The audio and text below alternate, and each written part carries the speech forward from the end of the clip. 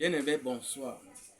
Nous sommes aujourd'hui au 8e message de notre série intitulée La Minute de Vérité. Oui, la Minute de Vérité. Tout dernièrement, à l'église, le pasteur était en train d'oindre les nouveaux responsables de l'église. Il y avait des pasteurs, des anciens d'église et des diacres. Alors, au cours de leur formation, ils avaient une chanson de reliement, de combat, qui était « Prier c'est la clé, prier c'est la clé, prier c'est la grande clé.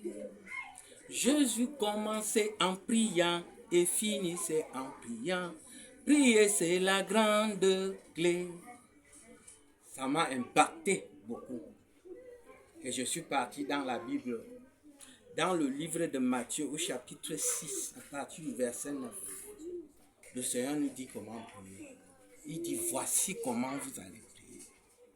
Notre Père qui est dans les cieux, que ton nom soit sanctifié, que ton règne vienne, que ta volonté soit faite sur la terre comme au ciel. C'est sur ce point que je veux m'attarder. Lorsque nous prions, nous demandons à Dieu que sa volonté s'accomplisse dans nos vies, sur la terre comme au ciel. C'est-à-dire même quand nous irons vers lui au ciel, c'est seulement sa volonté. Quand nous allons vivre sur cette terre, nous demandons que sa volonté s'accomplisse dans nos vies. Sa volonté comment? Que dans ma maladie, la volonté de Dieu soit. Que dans mes affaires, que la volonté de Dieu soit. Que dans mes enfants, que la volonté de Dieu soit. Que dans mon mariage, que la volonté de Dieu soit. Mais est-ce que nous acceptons souvent la volonté de Dieu? Parce qu'il faut comprendre que dans la volonté de Dieu, il y a des facteurs que vous devez respecter. Dans la volonté de Dieu, il y a son temps. Le temps de Dieu, tu dois accepter cela dans ta famille, dans tes affaires, dans ta santé. Il y a le temps. Il y a les voies de Dieu. Comment va-t-il passer pour que sa volonté s'accomplisse dans ta vie? C'est ça. Ces voies, c'est pourquoi on dit les voies du Seigneur sont insondables. C'est-à-dire, vous ne connaissez pas par comment Dieu va venir faire sa volonté dans votre vie. Lui seul, souverain, le Dieu tout souverain, sait comment sa volonté va s'accomplir dans ta vie. Donc, vous ne devez pas imposer Dieu. Vous devez respecter seulement sa volonté. Mais est-ce que nous acceptons souvent sa volonté? Vous allez voir beaucoup de croyants qui se sont retrouvés chez les marabouts parce qu'ils n'ont pas voulu attendre le temps de Dieu. Ils n'ont pas voulu attendre les voies de Dieu.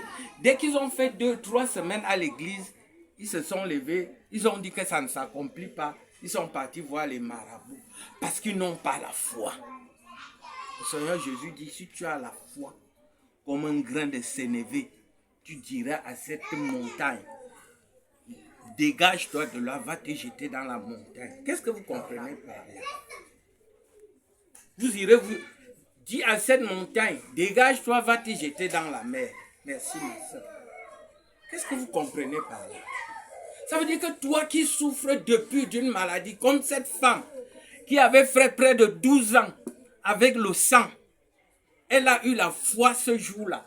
Elle s'est dit, si je touche seulement l'habit de Jésus-Christ, cette montagne va quitter de ma vie.